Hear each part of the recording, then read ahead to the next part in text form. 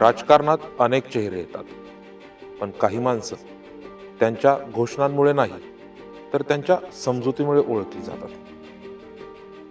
श्री अविनाश रमेशदादा बागवे हे असंच एक नाव आहे. श्री रमेशदादा बागवे यांच्याकडून प्रेरणा घेऊन त्यांनी आपल्या कार्याची सुरुवात केली. BE मेकॅनिकल आणि लंडनमधून MS कम्प्युटर सायन्स शिक्षण घेतलेले श्री अविनाश बागवे हे आपल्या ज्ञानाचा आणि शिक्षणाचा वापर समाजसेवेसाठी करत असतात. 2001ला मी परदेशात लंडनला गेलो. पुण्यात BE केल्यानंतर तिथे गेलो. 1.5 वर्ष हे आमचा MSचा कोर्स होता. त्यानंतर जॉबला लागलो. त्यांचं शिक्षण हे केवळ डिग्रीपुरतं मर्यादित नाहीये, तर ते नियोजन करताना आणि जबाबदारी स्वीकारताना जाणवतं. करिअरसाठी बाहेर अनेक संधी उपलब्ध असताना देखील त्यांनी आपल्या भागात राहून आपल्या लोकांसाठी काम करणं निवडलं. काही निर्णय स्वतःसाठी घेतले जात नाहीत, तर ते समाजासाठी घ्यावे लागतात. आणि म्हणूनच स्वतःचा आराम, स्वतःची दिशा या सगळ्यांच्या पलीकडे जाऊन त्यांनी आपल्या प्रभागाला प्राधान्य दिले. आणि मलाही ते वाटलं की आपण त्या ठिकाणी तिथं जाऊन एखाद्या कंपनीमध्ये काम करण्यापेक्षा इथं आपण त्या ठिकाणी सेवा करावी.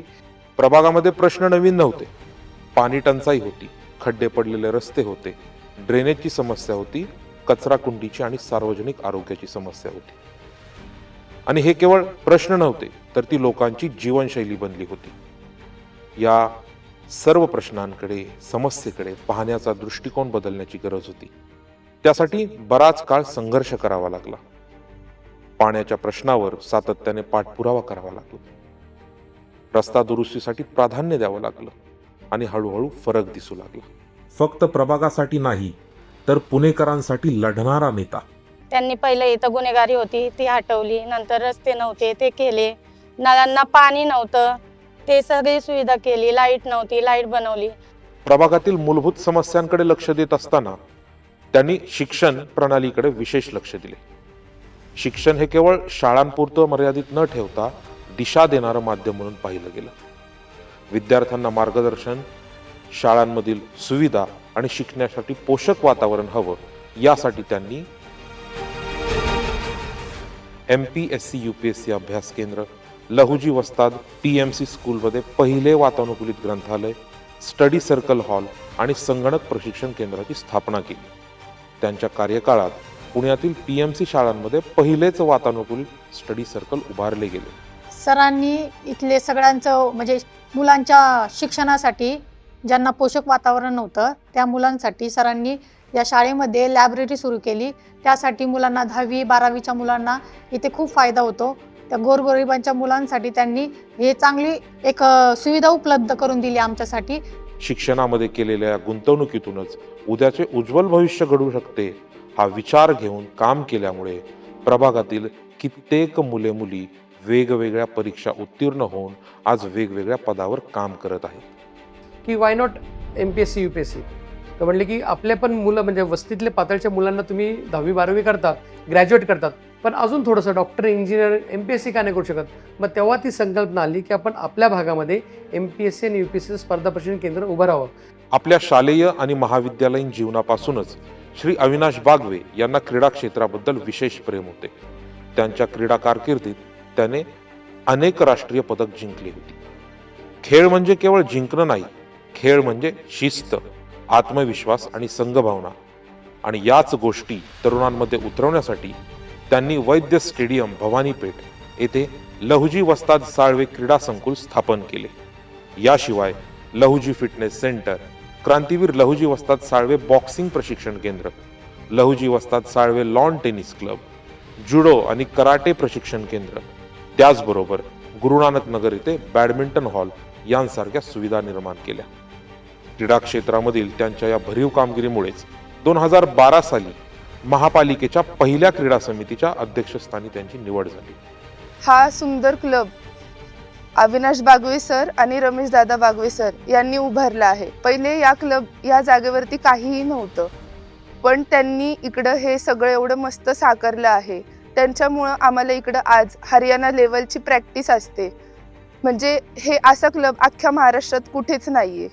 कोविड सारख्या भयंकर महामारीमध्ये देखील त्यांनी जनसामान्यांना एकटं सोडलं नाही, कारण कोविड महामारीचा काळ हा नेतृत्वाची देखील कसोटी घेणारा काळ होता आणि म्हणूनच त्यांनी वेगवेगळ्या किट्सचे वाटप केले आणि आपल्या प्रभागातील आणि पुण्यनगरीतील जनतेला एक पाठिंबा दिला. आपल्याला माहिती आहे की काही काळामध्ये पॅन्डेमिक सिच्युएशन क्रिएट झाली होती आणि ज्याच्यामध्ये कोरोनाचा महाभयंकर त्या ठिकाणी सर्वांना त्रास झाला होता. ह्या परिस्थितीमध्ये अनेक छोटे मोठे हॉस्पिटल्समध्ये क्वारंटाईन सेंटर झाले होते, कोरोनासाठी सेपरेट वॉर्ड्स केले होते, पण कुठेही नवजात बालकांसाठी ते काही सुविधा नव्हती किंवा गरोदर मातांसाठी सुविधा होती. सोनोनी हॉस्पिटल हे पुण्यातलं शहरातलं अख्ख्या जिल्ह्यातलं हे एकमेव हॉस्पिटल होतं की ते स्पेसिफिकली डेडिकेटेड टू त्या ठिकाणी की न्यूबॉर्न बेबीज आणि प्रेग्नंट लेडीजसाठी होतं आणि त्यांना तिथं क्वारंटाईन करण्यासाठी एक चांगली सुविधा त्यांनी निर्माण केली होती. चांगल्या मोठ्या मोठ्या घरातल्या त्या ठिकाणी फॅमिलीजमधले पेशंट्स देखील त्या ठिकाणी येऊन क्वारंटाईन होऊन त्या ठिकाणी पूर्ण बरे होऊन कोविडमधून चालले होते आणि याचा महानगरपालिकेला खूप मोठा फायदा झाला. खूप मोठ्या प्रमाणात एकमेव हॉस्पिटल जे कोविडमध्ये त्या ठिकाणी प्रेग्नंट लेडीजचे डिलिव्हरीज करत होते, फक्त कोविडच्या पेशंटचं. आताचा काळ खऱ्या अर्थाने जनतेच्या कसोटीचा आहे. आज आपणासमोर अविनाश बागवे यांच्यासारखा एक उच्च शिक्षित, सुसंस्कृत, समस्याची जाणीव असणारा आणि समस्या सोडवणारा उमेदवार आहे. हा माणूस लोकांना आपला वाटतो, त्यामुळे लोकांनी अत्यंत विचारपूर्वक निर्णय घेणे गरजेचे आहे, कारण हा निर्णय फक्त मताचा नाही तर उद्याच्या भविष्याचा आहे.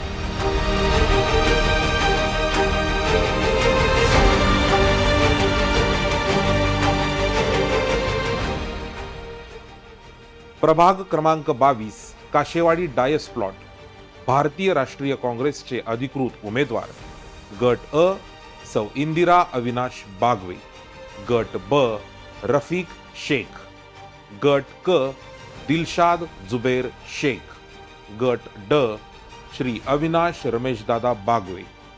काँग्रेसच्या सर्व अधिकृत उमेदवारांना पंजा या चिन्हासमोरील बटन दाबून प्रचंड बहुमताने विजयी करा.